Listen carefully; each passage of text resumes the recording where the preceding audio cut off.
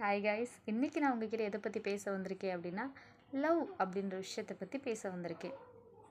இந்த லவ் ஒரு மேலுக்கு ஃபீமேல் மேலேயும் ஃபீமேலுக்கு மேல் மேலேயும் மட்டும்தான் வரணுமா என்ன? அதுக்கு ஒரு கேரக்டர் பார்க்கலாமா? ஒஃபிலியா, ஹேம்லெட்லேருந்து கொண்டு வந்திருக்கேன். ஒஃபிலியாவை பற்றி நீங்கள் கேரக்டர் அனலைஸ் பண்ணாலே ஃபஸ்ட்டு விஷயம் she is a obedient daughter அப்படின்னு தான் வரும். அடுத்த விஷயம் பார்த்தீங்கன்னா ஷீ இஸ் லவபிள் கேரக்டர் அப்படின்னு சொல்லிட்டு வரும். ஏன் ஃபஸ்ட்டு விஷயம் ஒபீடியன்ட் டாட்டர்னு வருது?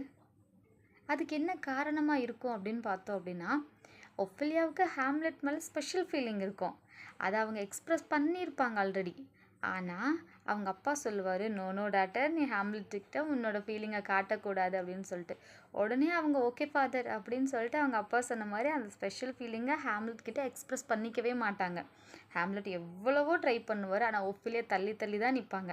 கொஞ்ச நாள் கழிச்சு அதே ஃபாதர் வந்து சொல்லுவார், ஹேம்லெட்டோட ஆக்ஷன்ஸ் கொஞ்சம் வேரி ஆகிருக்கு, we have some doubts on him, அதனால் நீ ஸ்பையாக ஒர்க் பாரு அப்படின்னு சொல்லிட்டு உடனே ஓகே ஃபாதர் அப்படின்னு சொல்லிடுவாங்க.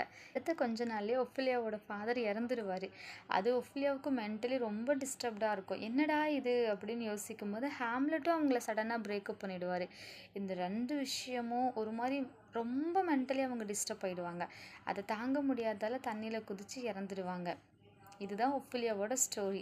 இதில் நான் உங்களுக்கு சொல்ல வர்றது என்ன அப்படின்னா, நமக்கு பிடிச்ச ஒருத்தங்க நம்மளை விட்டு போயிட்டாங்க அப்படின்றதுக்காக நம்ம சாகணும்னு கண்டிப்பாக அவசியமே கிடையாது. எந்த ஒரு விஷயம் எந்த ஒரு இடத்துல முடிஞ்சாலும் அந்த இடத்துலேருந்து கண்டிப்பாக நமக்கு ஒரு நல்ல ஸ்டார்டிங் கிடைக்கும். அதை ஞாபகம் வச்சுக்கோங்க. Bye bye guys.